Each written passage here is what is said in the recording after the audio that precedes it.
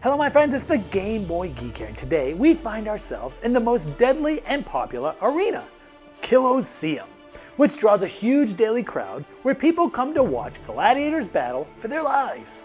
A lot of people also make a living betting on these fights to the death, and it's a spectacle for all to enjoy. Now you'll make bets on matches and have your own gladiator fight in your honor, and your goal is to make as much money as possible and be the first person to gain enough coin to be crowned the most affluent of the arena. Killosseum is for 5 to 10 players. It takes 60 to 90 minutes to play, is for ages 14 and up, and published by Woody Games. Now it's on Kickstarter right now, so I'm going to show you how the game works, and I'll see you on the other side.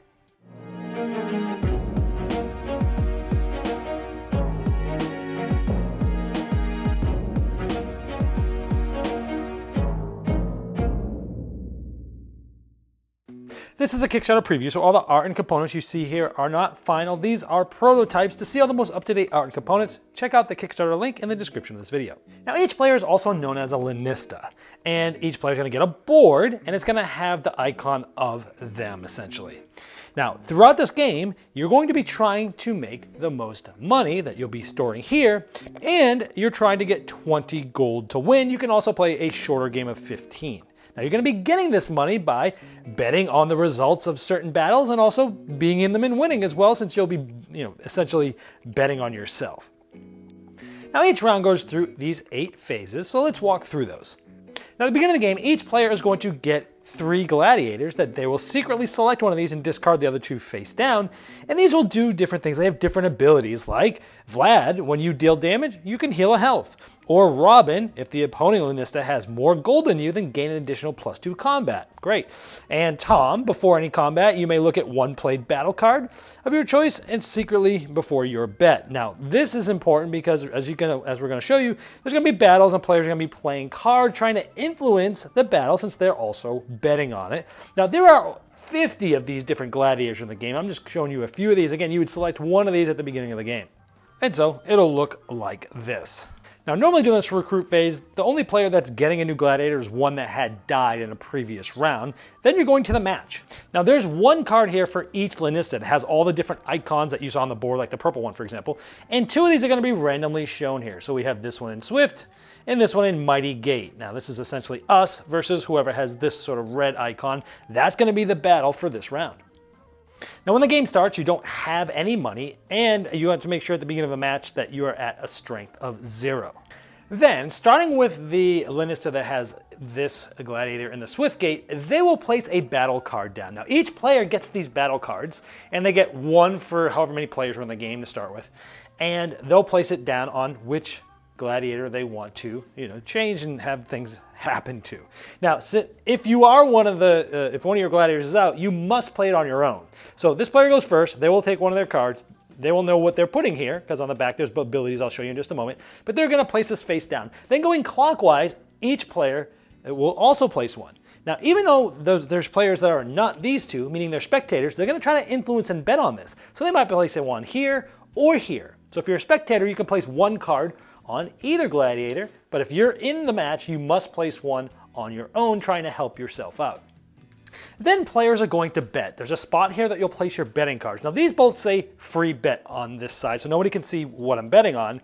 But on the back side, it's going to say the gladiator in Swift Gate or Mighty Gate. If you're in the battle, like we're in Swift Gate, we must bet on ourselves. If you're not in the battle, you could bet on either person, knowing, hey, you saw what you put in there for the battle cards, and you saw how many people put different battle cards on different players. Now, they have different effects, so you're not really sure what's going to happen, but you know that you can possibly bet. Because the outcome, in this case, I'll get a coin. But over the course of the game, you're going to be making money like this. For example, if I was correct here, I'll be getting a coin. Now in a future round, I might have that coin, and if I want to, I could put it here. So now if I won, I'm going to get 2 additional coins, and you can start betting more and more as the rounds go on. Now once everyone's placed one of these cards, starting with the gladiator that's in the Swift area, they get to decide whether to place a coin or not here, and you go clockwise like that. Now, this is a new gladiator of mine. This is the first time I'm using them. And typically, right when you get your gladiator, you'll give yourself 2 health, because now we're in the prep phase, and some certain abilities may occur depending on certain gladiators and such. But at the beginning of your first battle with a new gladiator, you're always going to start with 2 health. Now, over the course of the game, This gladiator might win this, but may have gotten 1 health taken away. If you ever get your 2nd health, you've lost the battle and this one gets killed, and you'll be getting another one next round, and you'll still draw 3 and pick one like you did at the beginning of the game. But if this gladiator defeated the other one and still only had 1 health, well, then they're only going to have 1 health to start the next battle they're in. So again, every new one starts with 2. In this case, this is his first battle, so he'll have 2 health. So I brought both boards kind of overlapping each other. You wouldn't normally do this, but I want to be able to show you a lot of things in one frame here. So this was us, this was the opponent. They are actually that red Lanista that we were going against there. And so we would reveal all the cards that were played for battle cards for Vlad one at a time.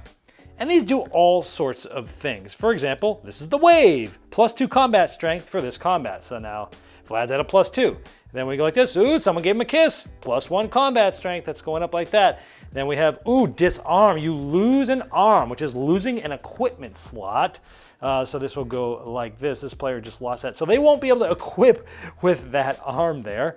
And here, oh, someone did equip them. They give him this is gonna give him a +1. So he's up like that. Then we come down here, ooh, a heckle, -2 combat. So some people want this player to win, some people want them to lose. This one threw a rock at him, -1, so Vlad ended at a +1. Then you would do the same for the other gladiator. Let's say they lost an arm. Let's say they went up and down, but now they end up at 0. So we're at a 1 versus a 0. And so now you're going to go to combat and roll the dice. So this is 5 + 1, 4 + 0, so this one has hurt this one, so it goes down to 1 health, then they roll again. If there's a tie, like 7 + 1 is 8, 8 + 0 is 8, then they re-roll. So here we have 5 + 1 is 6, 7 + 0 is 7, this one won, this one lost a health. Last roll, 8 + 1 is 9, 1 is 1, this one is gone. This player will have 1. Now remember, this one does not get health back. They will start the next battle by default with only 1 health, but this one is going to be dead. It's going to get discarded. They'll end up recruiting from 3 different gladiators next round. And don't forget this player's ability. This gladiator is when you deal damage, you may heal 1 health. So it had done 1 damage there to take out that other gladiator, so there they go. They're going to get that back. Now each player is going to reveal their bet. Of course, if you're in the match, you had to have bet on yourself, but if you had, so I would have gotten 1 coin, and again, for every coin I had stacked on here, I would have additionally gotten more coins. But of course, if I was wrong, I would have lost all my extra coins that I had gotten in previous rounds. And since this gladiator lived to another round, they're also going to keep all of this here as well. Whereas this one would lose any disarms or any equipment or anything like that. Now remember, there are 50 different gladiators in the game. Here's 6 more that you can, if you want to, you can pause and read the abilities and see how they're very different from each other. Now at the end of the round, once you've resolved all that, you're going to start back over at the recruit phase unless someone has won the game, which means they have 20 or more coins, or for a shorter game, 15 or more coins. Now keep in mind, since these gladiators fought this round, they're going to go to the discard pile, and 2 new ones are going to come out. Now obviously there's only 1 of these cards in here for each of the Lanistas or players playing, which means that everyone's going to basically fight once before anybody else, gets to fight twice, if you will. It keeps things even. So you're not just out there the only one fighting over and over. Now here are some of the other cards. Now we did see some of these before. There are Gladius.